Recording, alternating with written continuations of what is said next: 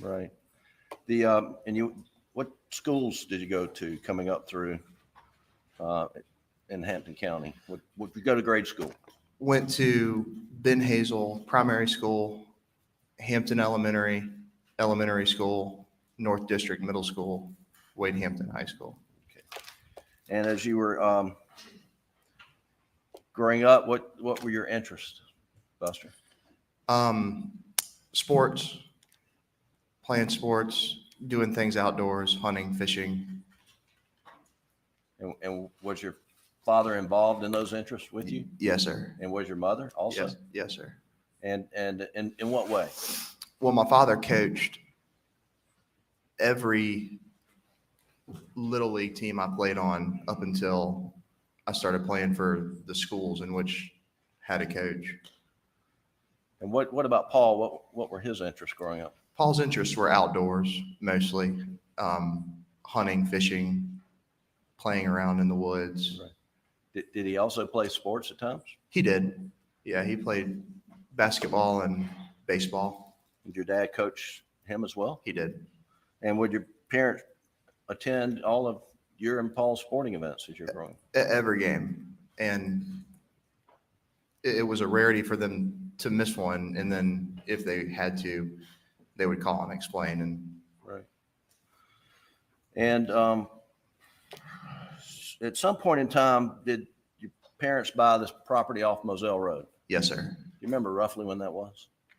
Right around 2012, I think. I would have been a sophomore in high school. And when that property was first purchased, did you move out to Moselle or are you still living in Hampton? So we had a house in Hampton and also purchased the property at Moselle, which had a house. And for the beginning stages of owning Moselle, Hampton was still working as our primary residence. But I believe it was Hurricane Matthew, or one of the hurricanes came through and blew a bunch of pine trees over on the house. So it had to get work done to it. And from that point, we moved out from Hampton to Moselle while the house was getting fixed. And more or less, it just kind of, it never transitioned back to Hampton. It just almost like Moselle became the primary residence. And during this time, did your family also have a house at Eddystone? Yes, sir. How frequently would you stay at the house at Eddystone? Very frequently during the summertime, Okay. almost every weekend. And when your family essentially relocated to the Moselle property, making it primary residence, were you still living at home in high school, or do you remember how old you were at that point in time? Yeah, I'm sorry, Jim. Will you say that again? Were you living at home at that point in time? Was that while you were still in high school or Yes. school? You remember when you transitioned to Moselle and started staying there basically full time during the school year? So when I was still in high school, we were living in the Hampton house, and then I'd gone off to college, Okay. which is when the stuff happened, and they moved out to Moselle. So yeah, I was living at college. And when did you go off to college? 2014. Okay. So sometime after around 2014, family relocated to Moselle for the most part That's right. because of the hurricane damage. Is Yes, that- sir. Tell the jury a little bit about the Moselle property. I know they've heard a fair amount, but I think you probably know it better than anybody. Yeah. So the Moselle property it's roughly 1,700 acres, and a lot of that is really not even accessible. It's a lot of swamplands, a lot of stuff that you just, no road systems or anything like that. But a big portion of it is has road systems and everything, and it's a big property. It's broken up into several different parcels that border each other, and we have 20 some odd deer stands, dove fields, duck ponds, just all over the property. So What type of hunting did you and your brother and your father do at Moselle? everything: deer, duck, quail, dove, hogs. You have a duck pond? We have a duck. We have a duck pond. Okay. And the hunting was, did you have a lot of friends come out and hunt as well. Yes, sir. Okay. Now the jury has seen a aerial view of the property, and there's a main house, there's shed, kennels, and then there's a house sort of right on Moselle Road. What do you call that house? That's the cabin. The cabin. And did you live in the cabin with friends over summers at some point in time? I did. The summer of my sophomore year, after my sophomore year, me and two of my buddies lived in the cabin. Okay. And who are those buddies? Nolan Tootin and Rogan Gibson. Okay. And the so we can get more of this. We've heard about hogs and pigs on the property. Can you tell the jury a little bit about that? About the hogs? Yes, sir. We had a lot of hogs, and if you don't know, hogs are very destructive to a piece of property. You know, we plant food plots for the deer, plant the fields for the doves and the ducks, and they basically go through and ruin it all. So given the high population of hogs, we, would frequently go out and hunt them, try to cut the numbers down a little bit. Did what kind of guns did you have there at Moselle? We had a lot of guns. Do you have shotguns? We did shotguns, Do you have 12 gauge shotguns? 12 gauge shotguns, 20 gauge shotguns, 16 gauge shotguns, 28 gauge shotguns. Right. And how many type rifles did you have on the property? A lot. Can you just name some of them? Yeah, 270 short mag, 7mm 08, 308, 243, 223, 300 blackout. And what type of ammo did you keep on the property? Well, I mean, all ammos for those calibers. Sure. And where were the guns kept primarily? In the gun room at the main house at Moselle. And was there a pool table in the gun room? There was. Were there times when guns were left elsewhere on the property? Yes. Where else on the property would guns be left? Well, just myself. I mean, I've left them up at the shed before. I've left them on golf cart you used that day, left them in a truck. I mean, guns would just not always find their way back to the gun room. How about Paul? How was he with securing guns? Not good. What do you mean by that? Paul left guns probably more on the property than anybody else. And sometimes sometimes he would use my gun and then he would leave it and then I'd have to track it down. Right. Did Paul carry guns in his truck? He did. Would he keep his truck locked up? No, not all the time. Did at some point in time you and Paul receive 300 blackouts for Christmas? Yes, sir. Do you remember roughly, was that 2016 or 2017? Sounds right. Okay. And what color was your 300 blackout? It was black. And have you been sitting in this courtroom during the entire trial? Yes, sir.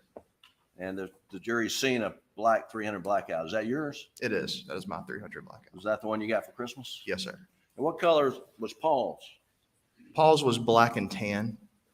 And when you say black and tan, what part was tan and what part was black? So the receiver would have been tan and and barrel would have been tan.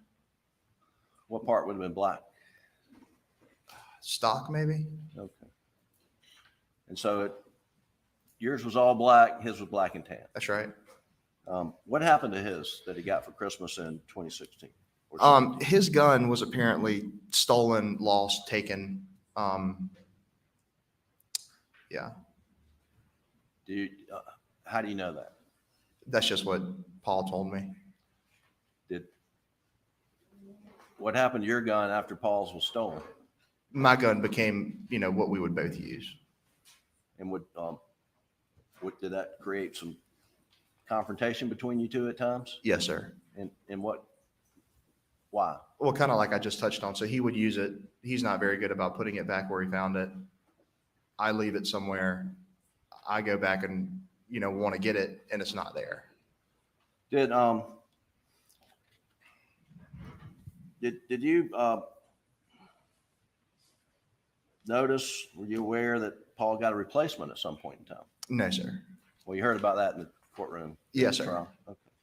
But up to that point, did you ever see Paul use the replacement? No, sir. I've never seen a replacement. So every time in your presence, Paul was using a 300 blackout, which one would it be? Mine.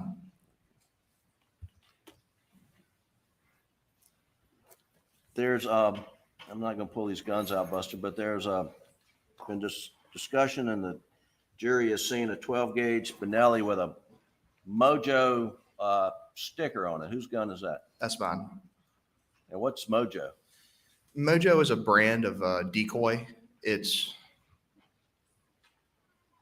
basically what it is it's, say you buy a wood duck Mojo and it sits on a pole, but the wings are motorized. So it's to replicate, a more alive duck. And did you, why's your Benelli have a Mojo sticker on it? Because I bought a Mojo decoy and in the box it came with a sticker and I put the sticker on the gun barrel. And so that way, that's your gun. That's right. I believe the evidence in the case is that Mojo Benelli, when it was seized, was loaded. Did you frequently put the gun away loaded? Yes, sir. Why?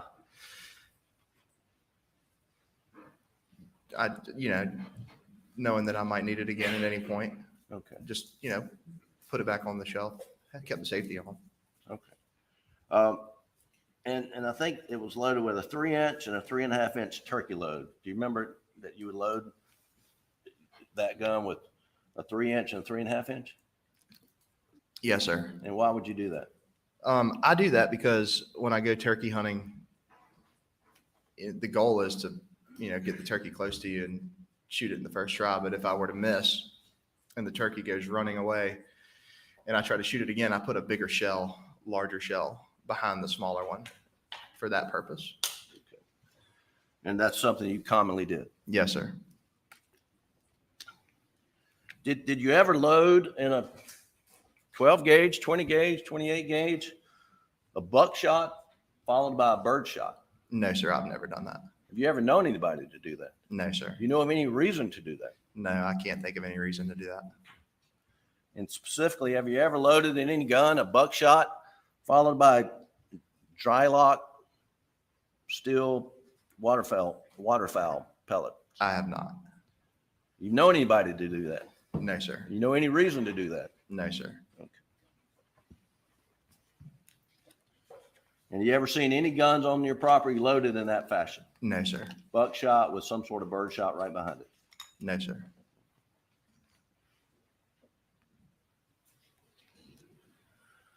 The jury's heard testimony about goings and comings, which way you go in and go out at Moselle. How many entrances were there at Moselle? 2 entrances. And will you describe the 2 entrances? So the main entrance is pretty much straight out of the front door of the house. You would go down a dirt road and then you would come up on big brick columns. And that's what I refer to as the main entrance. But down by the kennels is another entrance. And that one is a little bit different. That one has the mailbox beside it. And those are the 2 entrances. Okay. So let's talk about coming onto the property. Which entrance coming onto the property would your mother normally take? I would say normally everybody took the main entrance unless that there was a reason that you needed to go down the other one, which for her reasons of going down the other one would be the mailbox. And also when we got packages delivered from Amazon, they actually would go to the shed as opposed to the house. So your deliveries would go not to the yellow or whatever white house that you lived in, but down at the shed. That's right. Okay. Now, leaving Moselle, the property, which way would you, Alex, your mom, Paul normally go leaving Moselle? Out of the main gate. Okay. And if you're going to Alameda, which way do you turn coming out of the main gate? To the right.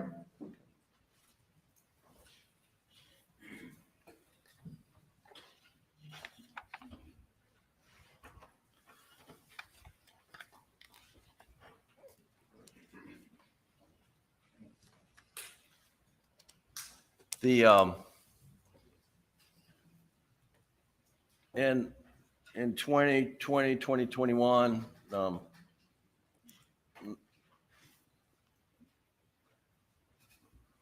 during the summer months, where did your mother prefer to stay? At Edisto. And where were you staying, say, in the spring, summer of 2021? Where were you living? Spring, Moselle. And then summer, where'd you move to? Or, I was down at Edisto a lot in the summer. okay. And then, and where was Paul living in the, say, spring of 2021? Is he saying spring of 20 or 21? 21. Now, man, did you, maybe I said the wrong thing. In the spring of 2021, where were you living? Spring of 2021.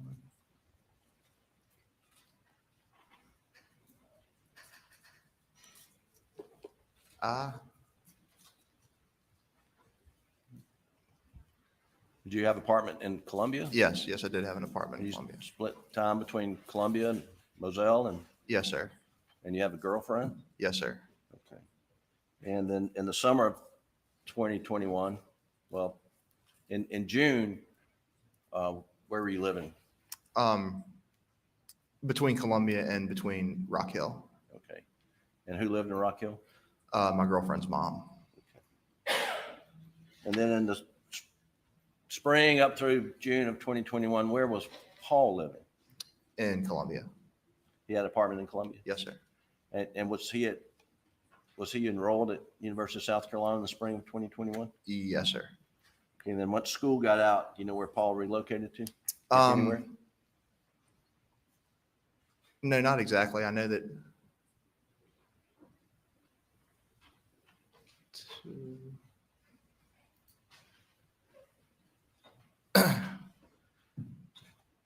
I mean, I think he went down to live with John Marvin. He was working for him for the summertime.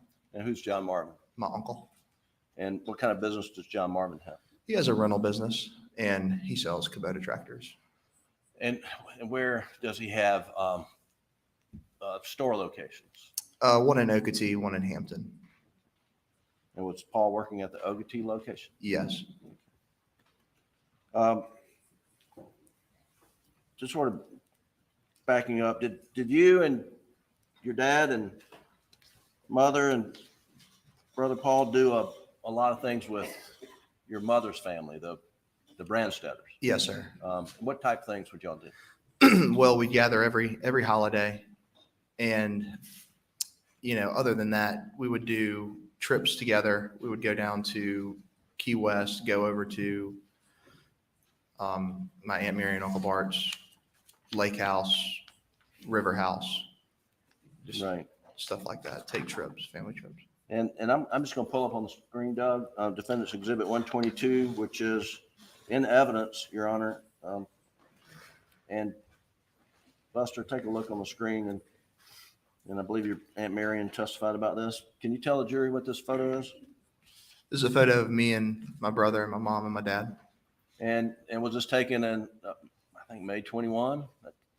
You were up for a baby shower, is that right? Yes, sir. And where was this? So this is at Lake Kiwi in a community called the Reserve. Okay. And y'all are visiting with whom?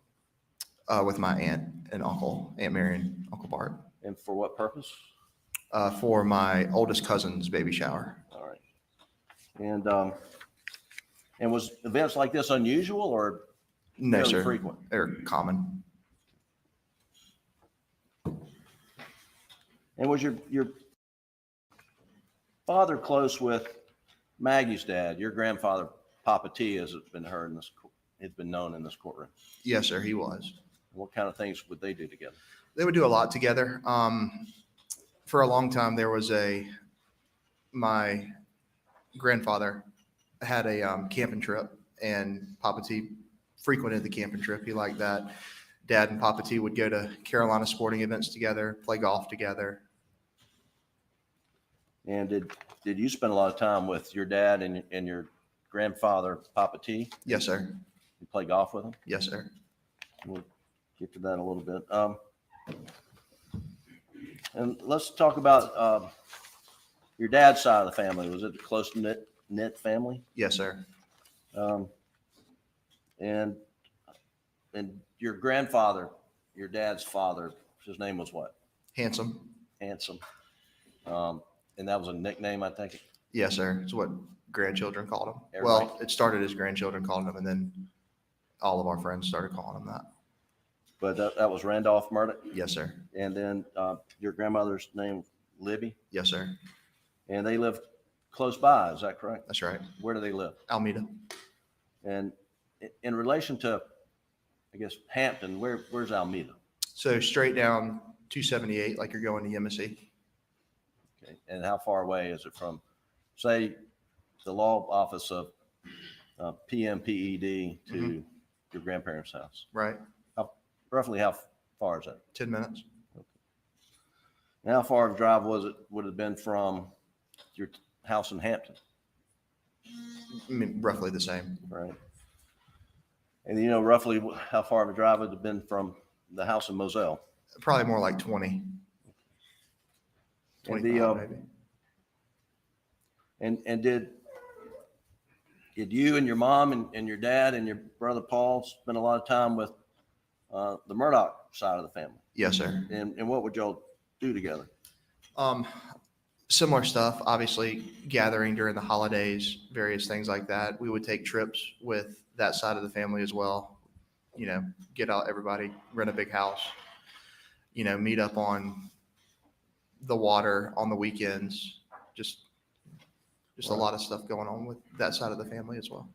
And so I guess let's go back and, well, let's identify on your dad's side of the family. Did your dad have brothers and sisters? Yes, sir. Who are they?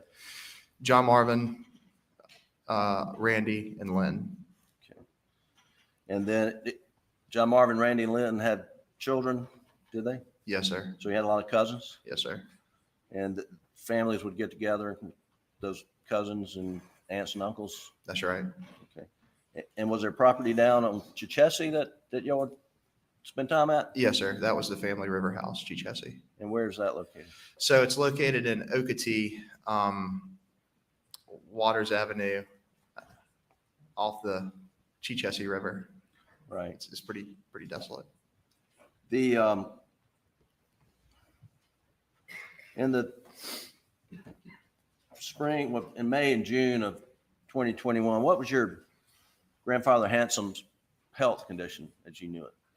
Not good. He wasn't in good health. What do you understand his health problems to be? I understand he had cancer, and I understood that, you know, he was having a pretty big battle with it. And what was your grandmother? What'd you call your grandmother? M. Yes, sir. What health issues did she have in May and June of 2021? She has Alzheimer's. And would your dad frequently check on Handsome and M? Yes, sir. Would He you go with your dad to check on Handsome and M? I would occasionally go with them too. Yes, sir. Okay. And what times of day would you go with your dad to check on your grandparent? It could have been any time. Went over at lunch a lot of times. Went over in the evenings a lot. Just no real set schedule. Just kind of mosey on over there. When would your mother go with your dad? She would, not regularly, but she went. Would Paul stop in and check on your Yeah, grandparents? yes, sir.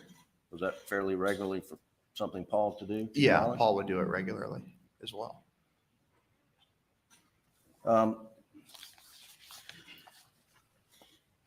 When you would go with your dad in the evenings, and maybe it's not limited to the evenings, where would you park when you go visit your grandparents?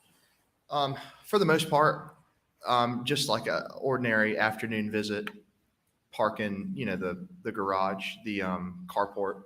But if we went over a little bit later, then we would pull around to the back side of the house and be able to enter through the back door. Okay.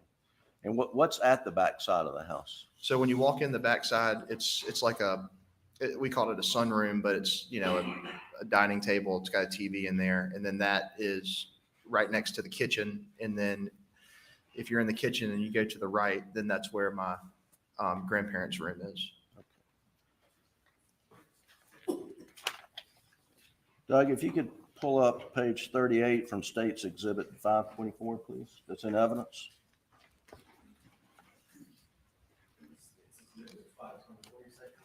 '24, I believe it is. Page 38.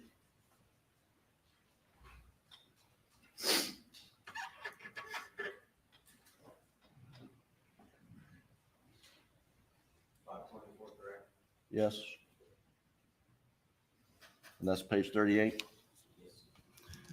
So Buster, this is from State's Exhibit 524, which is an evidence, which is the GPS data off the OnStar provided from General Motors. And can you see that? Yes, sir. Can you tell us what's that house? So that's my grandparents' house at Alameda. All right. And these dots in the back, and I'm going to point to this line of dots just right next to the circle that Doug drew. Do you see them? They seem to be connected right here on the far right. Yes, sir. Where is that on the property? So that's right off the back corner of the house. Is that a place where you'd normally park to go in the back of the house? Yes, sir. That is where Have you parked there yourself? I have. Have you seen other family members park there? I have. Is that a customary place to park when you go in the back door where the kitchen sunroom is? Yes, sir. Okay. I'm going to show you some photos, which are exhibits.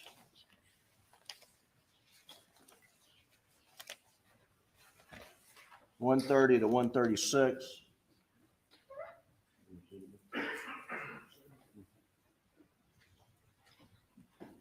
And I want to ask you if you can just identify them. Don't show them to the jury, but just tell us what those photographs are of.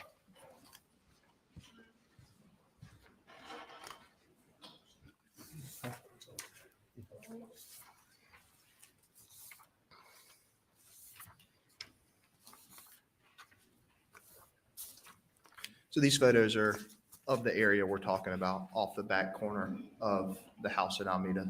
All right. Your Honor, this time I move defendant's exhibits 130 through 136 in evidence. Okay. Thank you. So Doug, please pull up exhibit 133.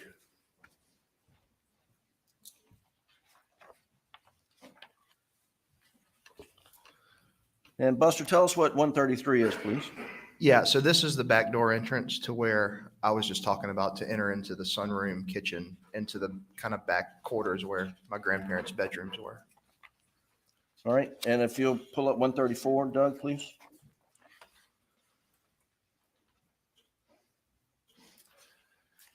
And what's 134? Same thing, same backside of the property, just a little bit of a different angle. So the part of the house to the right of the photo, what's that? Can you see here? Yeah, so that right there would be my grandparents' bedroom. Okay, so that's in the evening, your grandparents would be in that part of the house, is that correct? Yes, sir. And if you went to the garage entrance, what would happen? What would be required of your grandparents or some sitter to let you in? Yeah, so you could go and knock, but a lot of times they're in the back part of the house and they don't hear you. So you normally call and say like, "Hey, I'm at the front. I need to be, let in." And they'd have to walk from the back to the front, unlock the door, and let you in. But if you're in the back, how far is the walk? Quarter of the distance it would be to walk it's very short. And was it common to go in the back door? Yes, sir. And is it? And then I'm gonna show you exhibit 131. Please pull that up, Doug.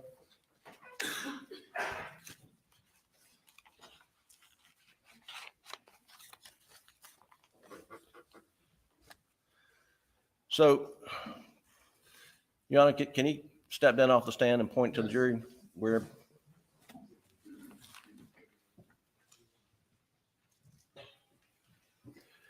So Buster, step aside so that the jury you're not blocking their view. I don't have a pointer, but can you point out in this photo where you would normally park? All right, yeah, point out to the jury where you normally park to go into the, So you would park, right about here, coming right off basically the corner of the house, and this is the same stairway to go up to the back door. so you'd park in the grass Yes, sir. and near that satellite dish, or not near the satellite dish? Yeah, Objection. Where would you park in Leading. relation to the satellite dish? Yeah, right there close to it. All right. And that was. Now, hang on, Buster, I'm sorry, come back. What's this structure right here? That's what we call the cook shed. And maybe and what's in the cook shed? A couple couches, big TVs. That's mostly where my grandfather used to have a cookout on every third Thursday of a month, and that's where he would have his little gathering. It's just an open concept in there with a kitchen, TV, couple couches. All right. Hang on, Doug, you pull up 132 while Buster's still standing here.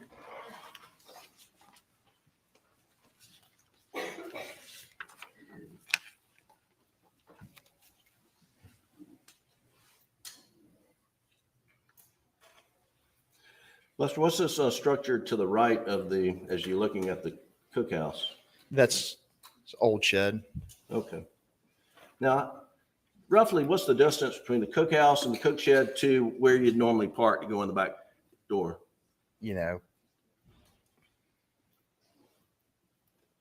10, 20 yards, maybe. Okay. All right. Go ahead and take your seat, please.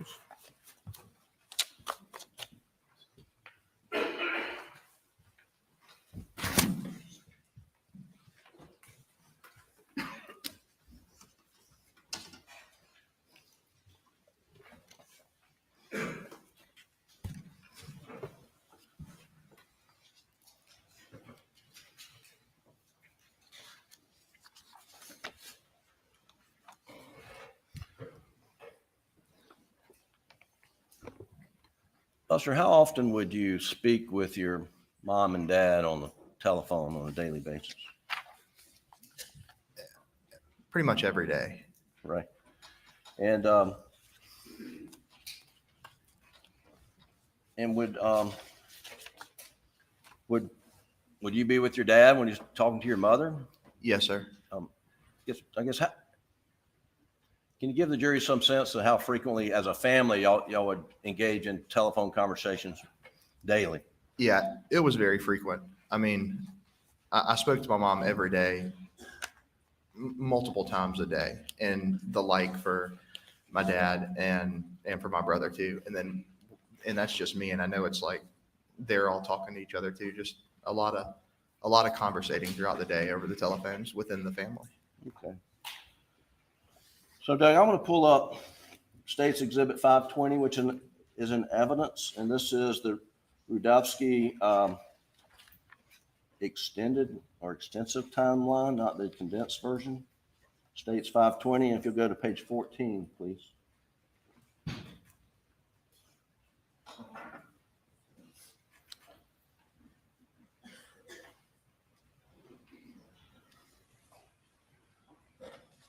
So Buster, what I'd like to do, and this starts at 1:11:10 p.m. If you could blow up that first entry, Doug, and this is in evidence offered by the state.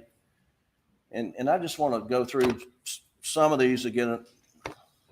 So at 1:10, this document says Paul Murdoch misses a phone call from Margaret Murdoch. And then at 1:11:36, it says Maggie makes an outgoing phone call to Buster, answered 1 minute and 22 seconds long. Do you have any independent recollection of this particular phone call? No, sir. Okay. But if you keep working your way down, at 1:19, Doug, there's another entry. It says Paul Murdoch makes an outgoing phone call to mom. Do you see that? At 1:19. Yes, sir. And then if we'll go down to, well, so I guess let's just stop there. Is it frequent that your mother would reach out to you and Paul during the day? Yes, sir. Okay. And if you'll go down to 141, please, Doug, at 141, 33 seconds. And you see Maggie makes an outgoing phone call to Buster. Do you see that? At 142, I'm sorry. Yes, sir. And then right before that, at 141, it looks like Maggie makes an outgoing phone call to Alex, not answered. Do you see that? Yes, sir. And then if you go right below that, it says 142:43, Maggie makes an outgoing phone call to Paul. Now, you see that? Yes, sir. Well, anything unusual going on this day, or is this sort of how life was in the Murdoch family? No, this was normal. This was the way we communicated. Okay. And then if you'll go to page 15, Doug, at the bottom at entry 1 minute 1:52:39 p.m. says Maggie Murdoch makes outgoing phone call to Buster, answered at 1:19. So here's another call from your mother. Is that right? Yes, sir. Not unusual, was it? Not unusual. All right, and page 16, at 1:55:40, if you'll take a look, blow that up, Doug. Says Maggie Murdoch received an incoming phone call from PA Alec Murdoch. Answered 6 minutes and 18 seconds. And that was your dad and mom apparently talking, correct? Yes, sir. And then right below that at 1:56:18, there's some instant messages to you about some medication. Do you remember what this might be about? Yeah. So this was about I take a medication called Dupixent, which is a self-given shot, and I was up in Rock Hill, and I needed to get the medicine delivered to this address here on the screen, Okay. and that's what we were talking about. She was, calling the pharmacy to get it redirected to that address. Normal day. Is that right? Yes, sir. All right. Doug, if you go to page 19 at 3:24:20 p.m. Excuse me, I'm sorry. 3:24:35. Alex Murdoch receives an incoming phone call from Buster. 518 seconds. Sitting here today, do you remember what the phone call was about? No, sir. I don't know specifically what it's about. But just normal Yeah, just day in the life of Buster Murdoch, that's right. talking to his parents. Yes, sir.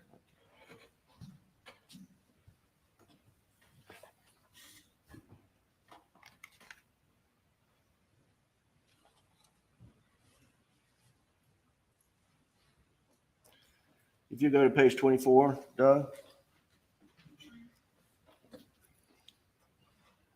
At 4:42:56 p.m.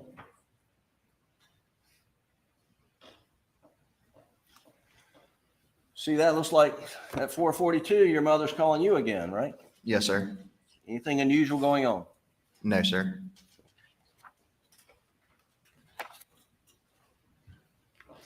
And then if you'll go to page 26, Doug, at 5:16:25 p.m. And there's an entry that says Alec Murdoch calls Buster Murdoch. Do you see that? Yes, sir. Looks like a 6-second call. Do you remember what that might be about? No, 6 seconds could be a butt dial. That would happen often. All right, and then if you go down the bottom of the page at 5:21:11, looks like there's a 92-second call, which is about 5 minutes after what might have been the butt dial. It says Alex Murdoch receives a call, Buster, answered 92 seconds long. You see that? Yes, sir. So are you returning your dad's call, you think? Probably.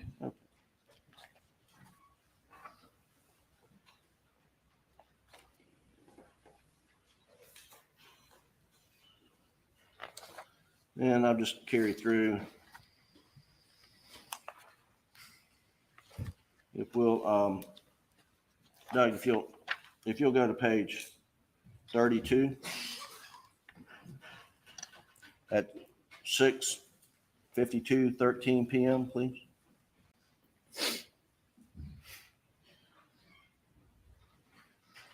Pull that up.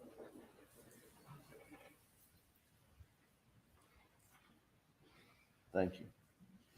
So this entry says Alec Murdoch calls Terry Brandstetter 412 seconds. Who's Terry Brandstetter? Papa T. And would your dad call your grandfather fairly regularly? Yes, sir, he would. So again, anything unusual going on the 7th for y'all to have all these communications? No, sir.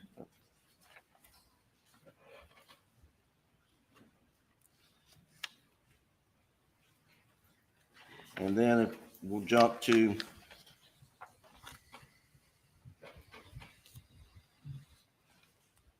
page 49, Doug.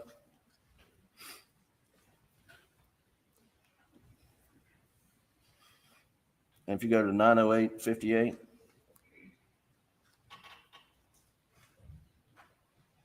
And it says, Alec Murdoch, iMessages Maggie Murdoch stating, quote, going to check on M, be right back, close quote.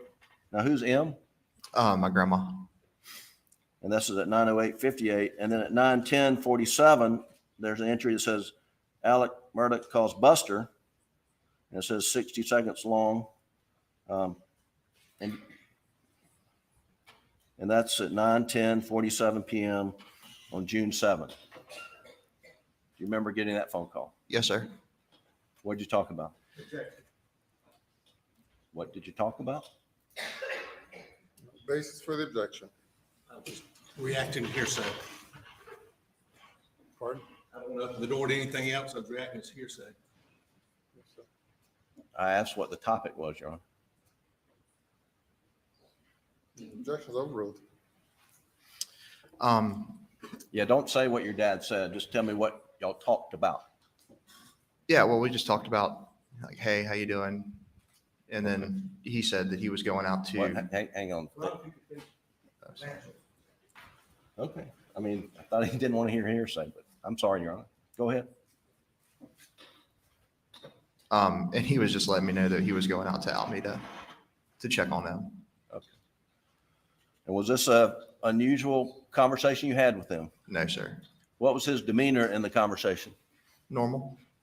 Had it changed from any of the other times you talked to him earlier in the day on the 7th? No, sir.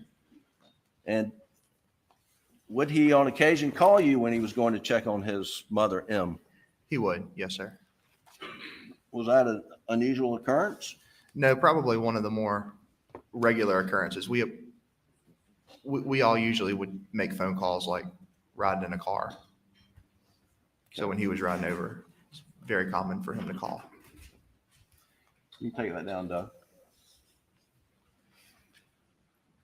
So just going through this extraction from, say, 1 o'clock until what we just talked about, 9 o'clock. We did either multiple phone calls within the family. Tell the jury about the cell phone coverage at Moselle. Not great cell phone coverage. Didn't have a lot of service, especially around. So if you were underneath the shed, at the shed, it had a metal roof. It just couldn't get any service inside of it. It was spotty around the whole property, and it had honestly gotten bad up at the house. We had just put on a new roof. Roof was metal and just kind of hindered a lot of the phone coverage out there. Would it be unusual for your dad to leave his phone at the house when he was going down to the shed? No, sir.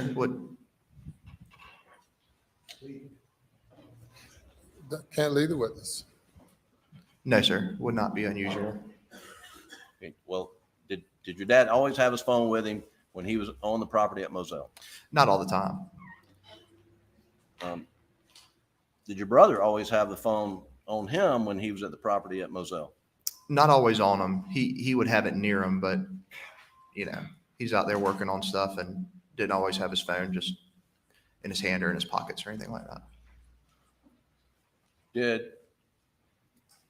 your father ever like misplace his phone? Yes, sir. Was that a frequent occurrence? It was. How about your brother? Did he ever misplace his phone? He did. Was that frequent? It was.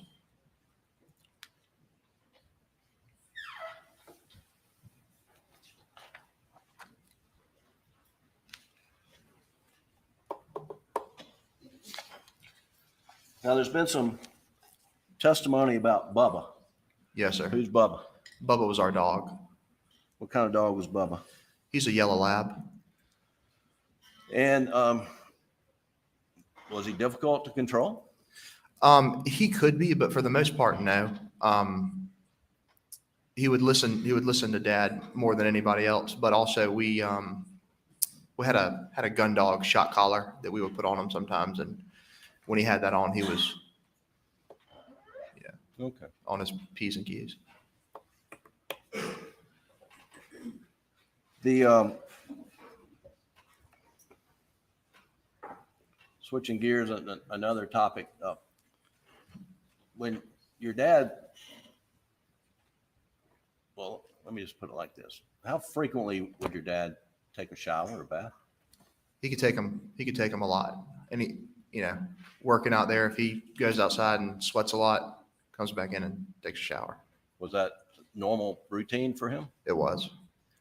And did he sweat a lot? Yeah, it's hot out there in the summertime. Was he a lot bigger then than he is today? He was How big was he? probably 6'4", 250, 260. Right.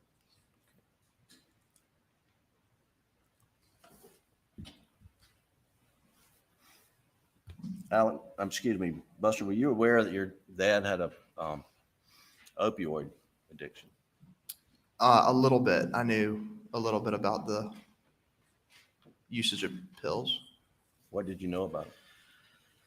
I knew that either my brother and mom had found them at some point, and then told them like, "Hey, we found these." And I want to say the 2018 around Christmas, he went to a detox facility after Christmas, and that was my knowledge of it. Thought that handled it, and then there were a couple more times after the fact where they would kind of go into this finding pills, all that stuff, and then he did a few kind of like at home, just self detoxed a couple times, and thought once he did that get off of them, but that was kind of my general knowledge about it all. You thought he had beat it. That's right. Yes, sir. And when he was confronted about his pills, what was his attitude? I don't know for sure because I wasn't there when a lot of the confrontations happened with them finding the pills. But I mean, I've never heard anything, just, apologetic and, Right. Sorry, and would usually be his kind of regular, kind of response. How did your family handle disputes, like disagreements?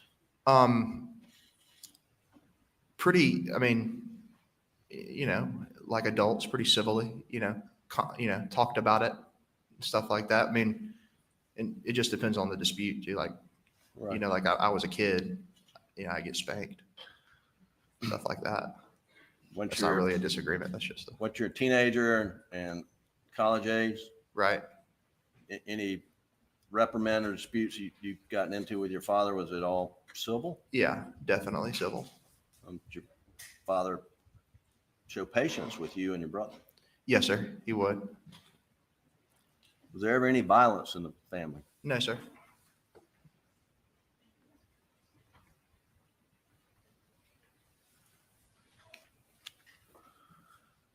In February of 2019, your brother was in a boating accident. Is that correct? Yes, sir. And I believe, where were you living at the time? Columbia. And was he criminally charged eventually? Yes, sir.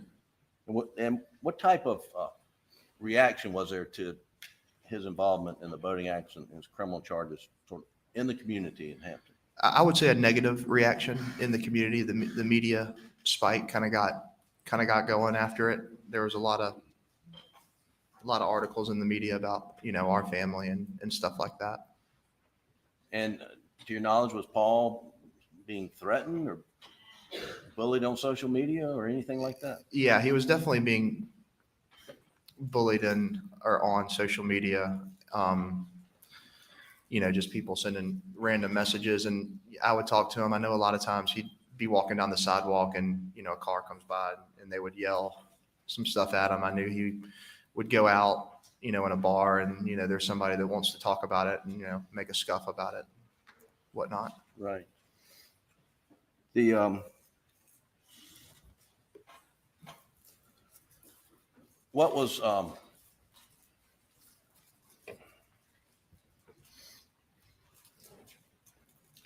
what was your mother's reaction to all the negativity surrounding the boating accident? It it kind of consumed her. She's big on reading all of it, and when she read the negative stuff, it made her feel upset and whatnot, and it ultimately kind of caused her to distance herself from Hampton. At this time, primarily living at Moselle. She quit going to the grocery stores in Hampton, quit going to the pharmacy, quit going to get food in Hampton, just thought that there was a real, kind of a bad vibe in Hampton. Like she Right. felt like people were staring at her and talking about her and stuff.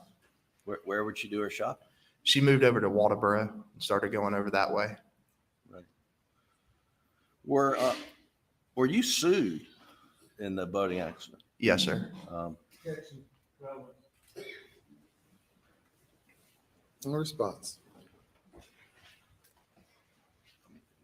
With regard to relevance, Your Honor, it's civil litigation about the boating accident has been a big part of the state's case.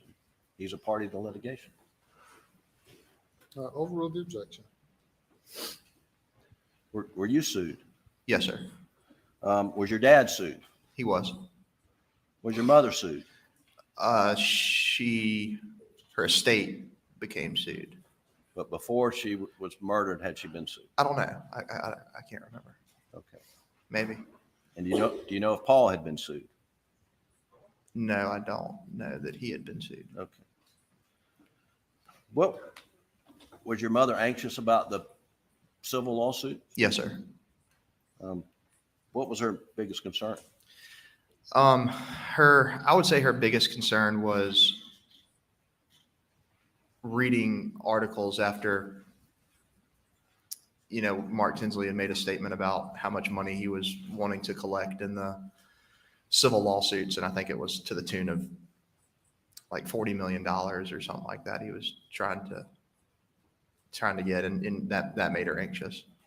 And what was your reaction to statements like that? Well, I mean, I knew what he was saying, but I mean, it's not, to me, it just didn't seem, I didn't think, well, I don't have $40 million. So, Right.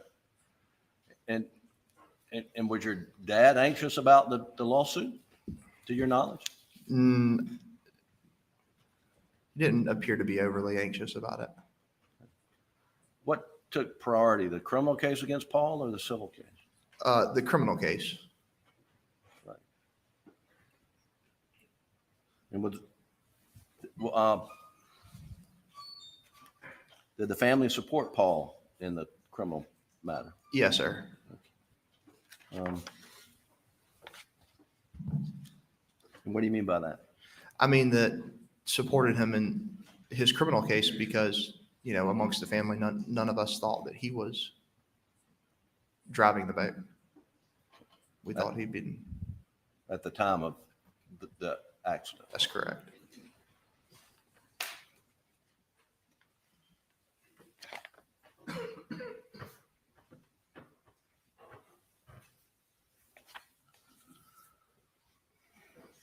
Buster, I want to now talk about the weekends leading up to June the 7th. Yes, sir. And we showed the picture of the lake weekend where you were, went up to Kiowee with the Proctors and the Brandstetters. Yes, sir. And then the following weekend, I believe, was Memorial Day. Were you with your family on Memorial Day weekend? Yes, sir. And who was present? A lot of people were present. I was there. My brother was there. My mom, my dad. My brother had some friends staying with us, and those were the people sleeping there. And then people are, in and out throughout the day, throughout the weekend. I mean, was it a fun family weekend? Yes, sir. Okay. It was a normal Memorial Day weekend at Edisto with your family and friends. That's right. Okay, I'm gonna show you. I'm gonna show you Defendant's Exhibit 123. And I want to get you to identify it, Buster. Don't, just say what it is, please. It's a picture of my mom and my dad and I on a boat. Is that Memorial Day weekend? Yes, sir. Your Honor, we move Defendant's Exhibit 123 in the evidence. No objection. It's admitted.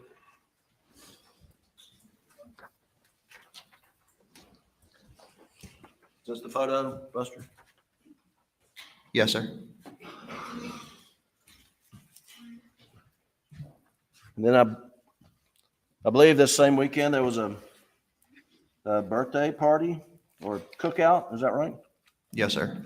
Doug, if you could play Defense Exhibit 61, please. It's in evidence. And just take a look at that.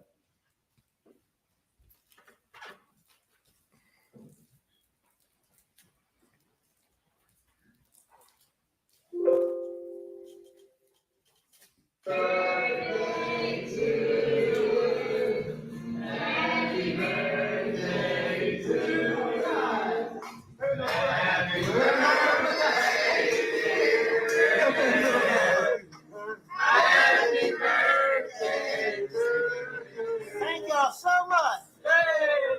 Thank you, baby. And was that your mom make a cake for your dad? Yes, sir. And that was group of friends. When's your dad's birthday? Do you know the exact date? It's not a test. You just say you don't know if you don't. No, I don't know the exact date. It's around Memorial Day. That's right. Okay. 27th, maybe.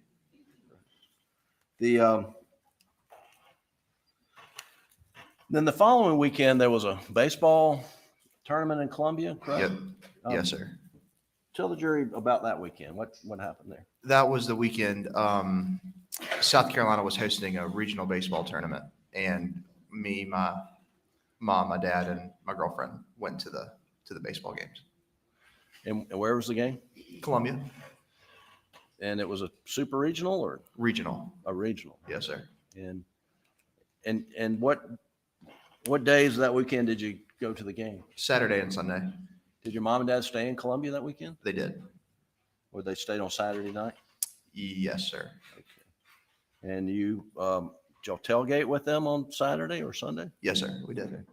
And was it a normal weekend? It was. Fun weekend? Yes, sir. And that Sunday would have been June the 6th, is that right? Yes, sir. Okay. And then on June the 7th, we went through a host of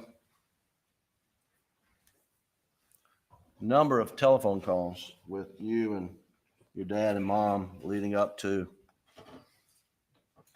9:08, 9:10 on June 7th. Buster, when did you first find out that your mom and brother were murdered? My dad called me. I can't remember the exact time, but it was later. And he called me on the phone. He asked me if I was sitting down, and I was like, yeah. And then he, sounded odd, and then he told me that my mom and brother had been shot. What'd you do? Well, Brooklyn, my girlfriend, was with me, and I think she heard she could hear my conversation kind of over the phone.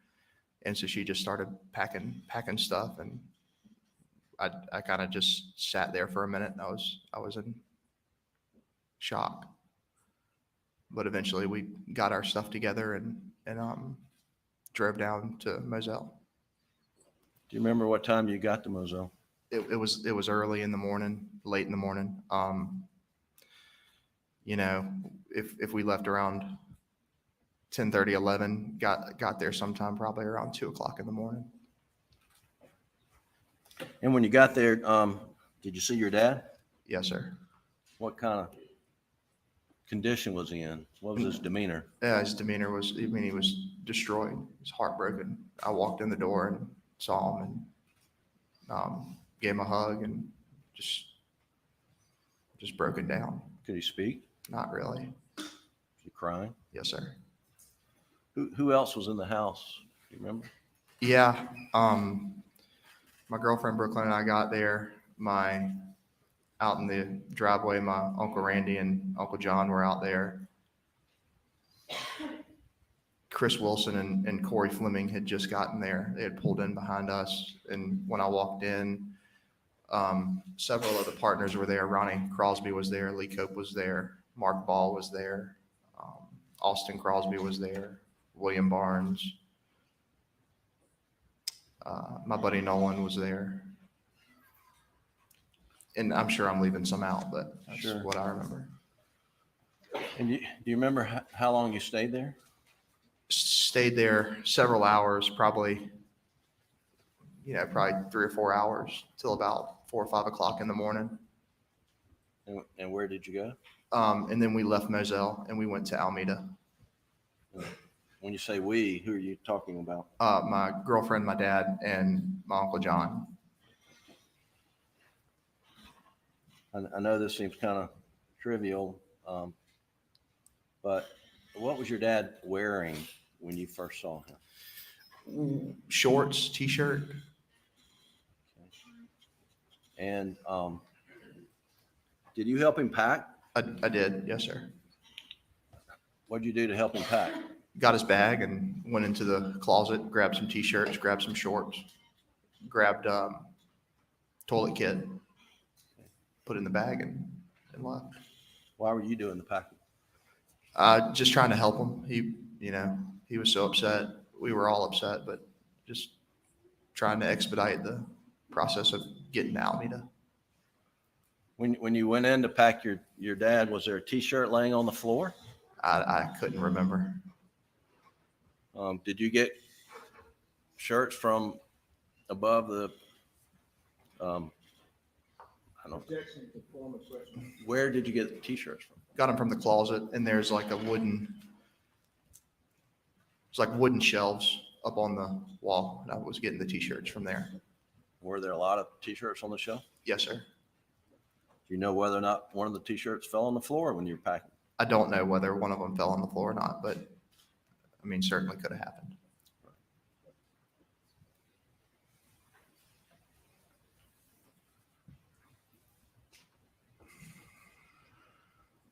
When you got to Moselle, were you able to get some sleep? No, sir. Did you go back to Moselle the next morning? Yes, sir. And who went with you? Me, my girlfriend Brooklyn, and my dad, and maybe John Marvin. I don't know if he was riding with us or already out there separately, but he was somewhere in the mix. Do you remember roughly what time you got to Moselle? I mean, I think we got there rather early. Nobody really slept, and about early in the morning, sun comes up, just Did go back. did you take a shower and Brooklyn take a shower at Alameda, or did you do it over at Moselle? No, sir. We slept tried to sleep at Alameda, and then we took everything back with us to Moselle, and we showered there. Do you know where your dad took a shower that morning? Yeah, Moselle.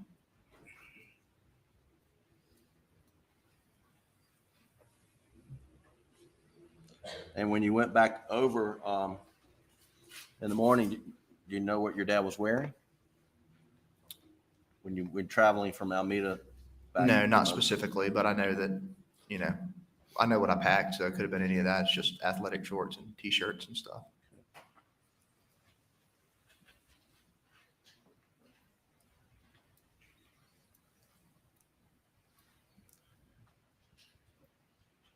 And after you got to Moselle, and I guess just carrying the days forward, were you with your dad? Well, how often were you with your dad once you got back to Moselle on the 8th? Yeah, every day. For how many days? For a good while. Okay, so let's talk about where you stayed on the night of the 8th. Do you remember? Night of the 8th would have either stayed back in Alameda, or that's potentially when we made the transition over to John Marvin's hunting lodge. Were you, would you say we, or are you including your father? Yes, sir. Okay. Did you drive together? Yes, sir. And was he pretty much in your eyesight for the first few days? Yes, sir. And so after the 8th, and then you come up on the 9th, a Wednesday, do you know whether you were at Alameda or spending the night at your Uncle John Marvin's place? Yeah, I think at that point we had switched over to his place over at Greenfield. Yeah, and you call it Greenfield. That's the name of his hunting Yes, sir. Just the name of the property overall. property.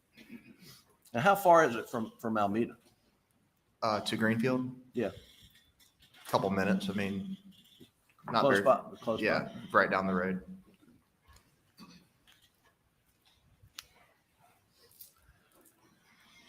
And then,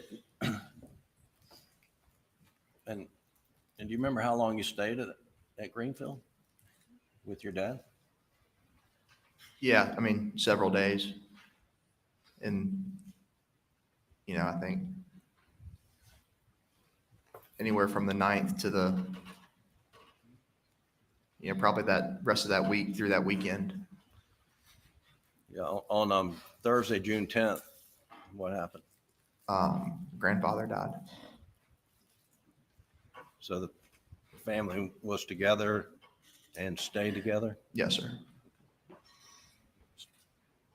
Do you ever remember your dad disappearing for any periods of time? No, sir. Were you physically close to him most all the time, Yes, sir. except when you were sleeping? That's right.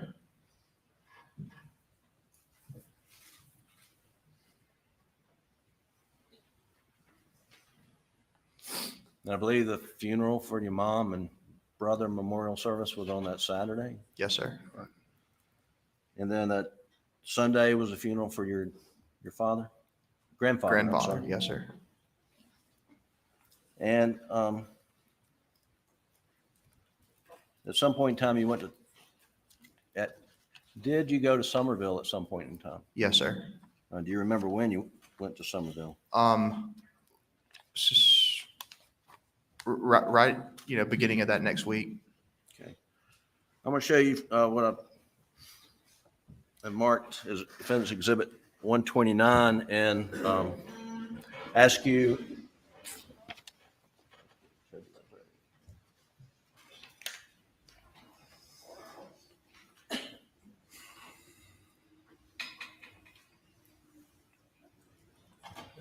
We discussed previously, we are objecting on the hearsay basis to 129. Yes, sir. Your Honor, I'm not introducing 129, offering it to the witness to refresh his recollection. That's the extent. All right. But it's for ID.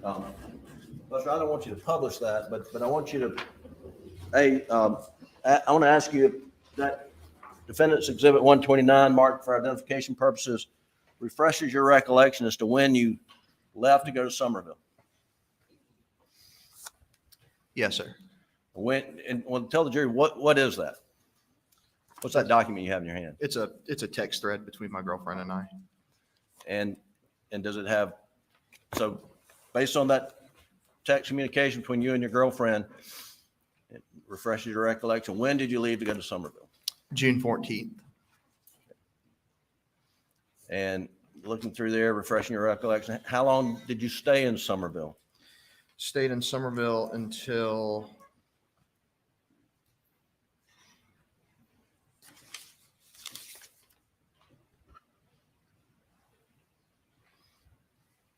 the 17th.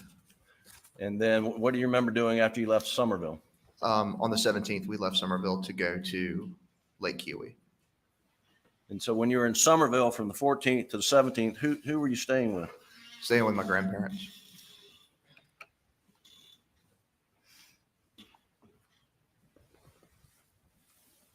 And then you went to Kiwi. Who did you go with? Went with my dad and I, my grandparents, my aunt and uncle, and their children, their children's boyfriends, and that was it. So you're with your dad from the night of June 7th and through the Kiwi trip. Is that correct? Yes, sir.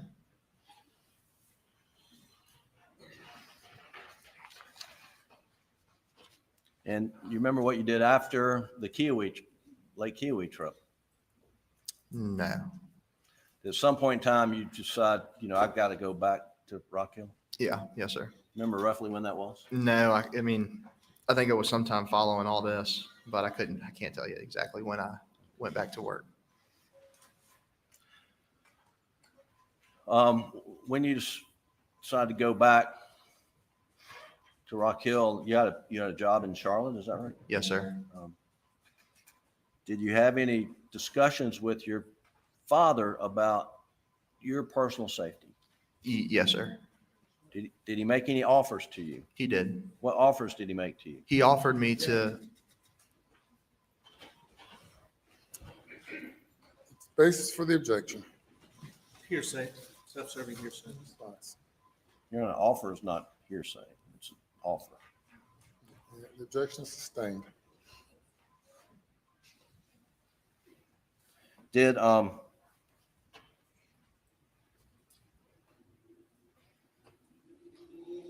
you take any security precautions? no, Did you want any security protection? no, sir, I didn't. Why not? Well, I didn't want to carry a gun or anything like that. And I also didn't want like a private security detail following me around just for lack of privacy. And at the time, the places that I was staying and the places that I were going, like I was staying at Rock Hill in my girlfriend's house who has,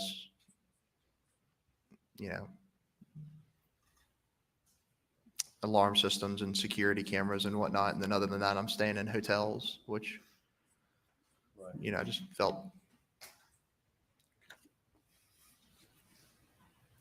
Did at some point in time you and your father announce a reward?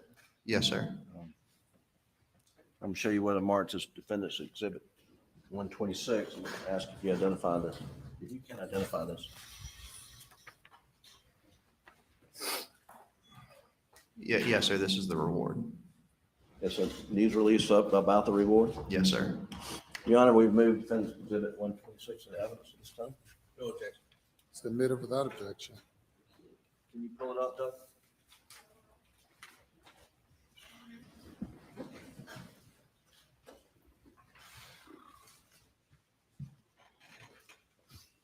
And if you could just pull out the top two paragraphs, please, Doug. Oh, it can't. Okay.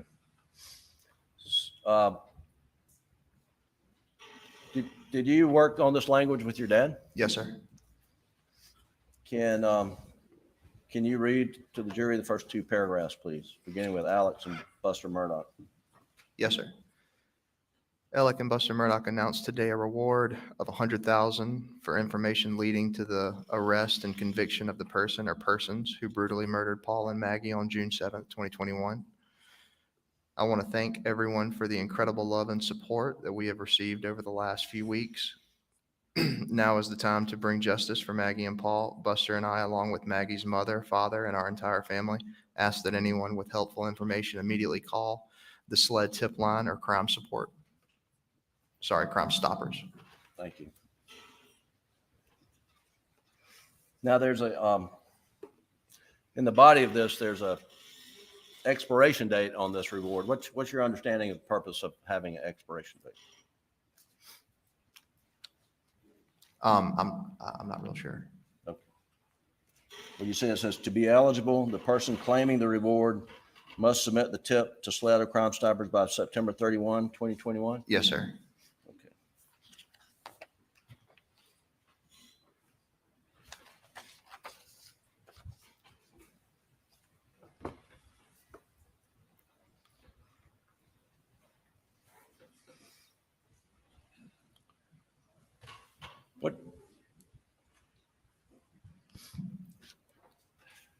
What happened in September, early September 2021, Buster?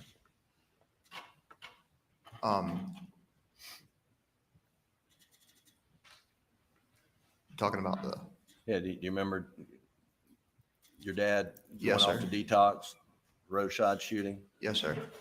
From that moment that your dad went to the hospital and went to detox, did he ever come back home to his property, his clothes, his belongings, to No, your sir. knowledge?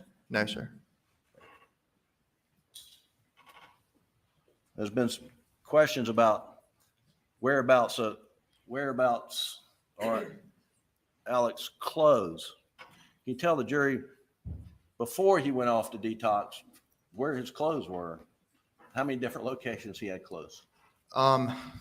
So had clothes at Moselle, had clothes at Greenfield, had clothes at probably a few clothes at Almeida, had clothes at Randy and Christie's house, had clothes a lot of places. You have clothes down at Chichesi, or Yep, Chichesi, Okatee. you have clothes at Edisto? Yes, sir. You have clothes in his car? Yes, sir. Can't lead the witness. How many nights after June 7th, to your knowledge, did your dad spend at Moselle? None. How many nights after June 7th did you spend at Moselle? None.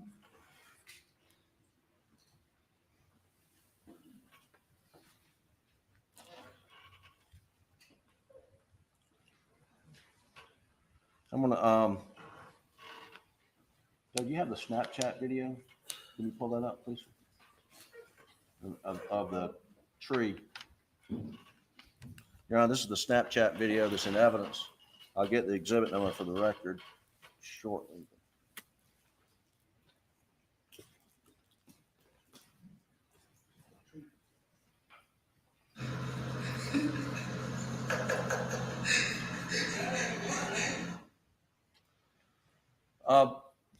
Buster, you recognize that shirt? Yes, sir. What kind of shirt is it? It's like a, short sleeve button down shirt. Is it a Columbia shirt? No, it doesn't look like a Columbia shirt. What color is it? It's blue. Did your dad have a foam green Columbia sports shirt? Maybe. Okay. Is this it? No, this is blue. Did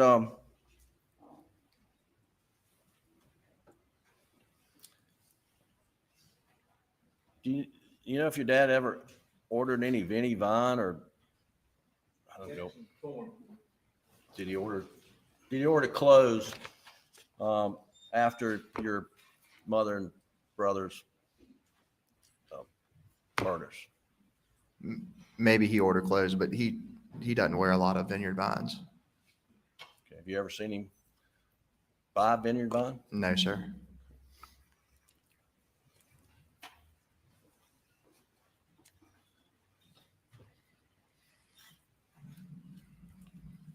And you can take that down, Doug.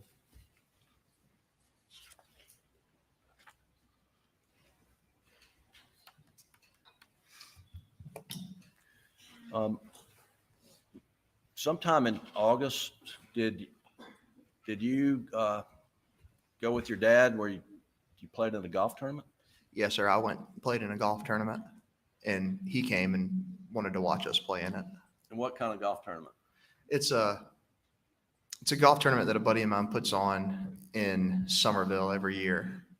It's called the Jasso Invitational. It's just a bunch of guys that are friends come together and play in a golf tournament. And did you look up the date of that tournament before testifying today? I did. And what weekend was that tournament in August of, in 2021? Yeah, it's the last weekend in August of 2021. Okay.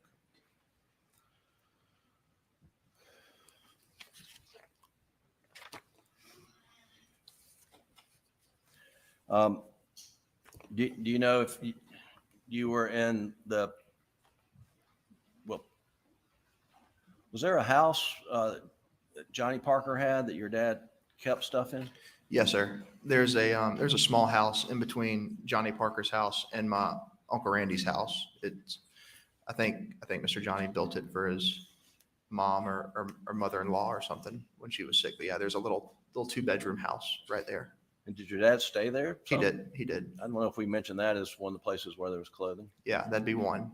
That'd be another one. All right. So there are a lot of places. Yes, sir. Were you there? Did you observe your dad talking to Blanca about anything where you're getting ready to go on the golf trip? No, sir. Okay. You were not present. No, sir. I don't think I was present.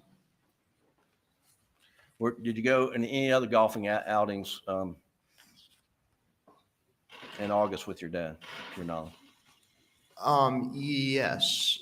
Earlier August of that year, we played golf down in Hilton Head with the people from the Trial Lawyers Convention. Okay.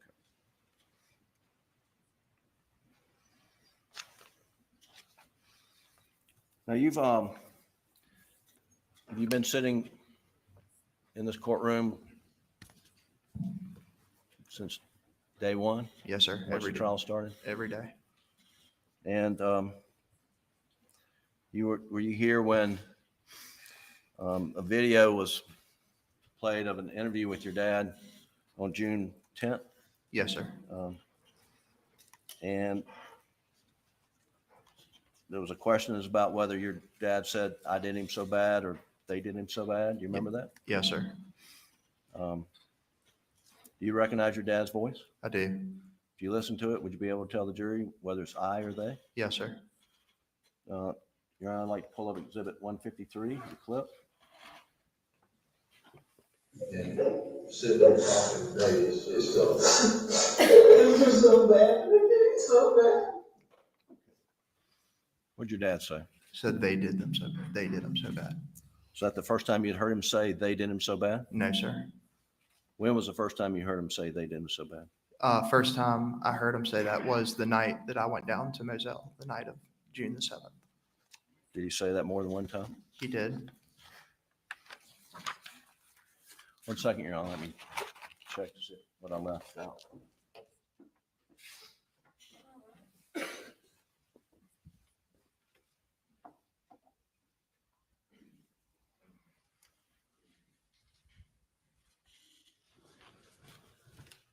Just very briefly, Buster, you've heard testimony during this trial that your dad was stealing money from clients. Did you Yes, know sir. anything about that? No, sir.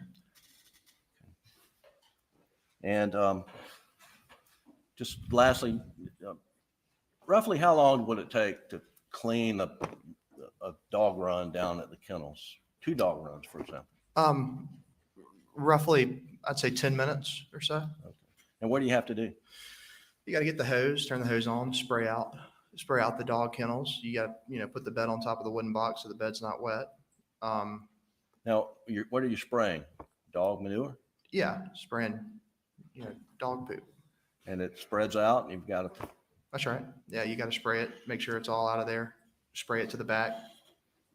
all right. Thank you. That's all I have, Your Honor. We'll take a break now, ladies and gentlemen, for about 15 minutes. Please go to the jury room. Please do not discuss the case.